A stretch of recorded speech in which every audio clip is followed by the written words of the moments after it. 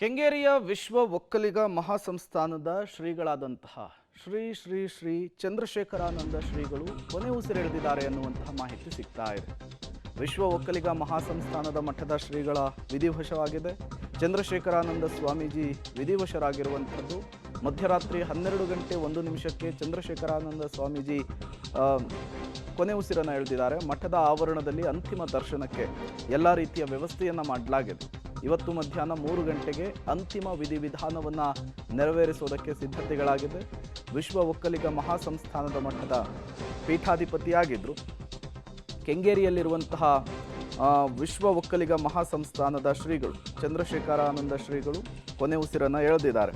ಆಧ್ಯಾತ್ಮಿಕ ಧಾರ್ಮಿಕ ಕ್ಷೇತ್ರಕ್ಕೆ ಅಪಾರವಾದಂತಹ ಕೊಡುಗೆಯನ್ನು ಕೊಟ್ಟಿದ್ದಾರೆ ಶ್ರೀಗಳು. ಕೆಂಗೇರಿಯಲ್ಲಿ ಶ್ರೀಮಠವನ್ನು ಸ್ಥಾಪನೆ ಮಾಡುವ ಮೂಲಕ ಶಿಕ್ಷಣ, ಆಧ್ಯಾತ್ಮಿಕ ಮತ್ತು ಧಾರ್ಮಿಕ ಕ್ಷೇತ್ರಕ್ಕೂ ಕೂಡ ಅಪಾರವಾದ ಕೊಡುಗೆಯನ್ನು ಶ್ರೀ ಚಂದ್ರಶೇಖರಾನಂದನಾಥ ಶ್ರೀಗಳು ಕೊಟ್ಟಿರುವಂಥದ್ದು.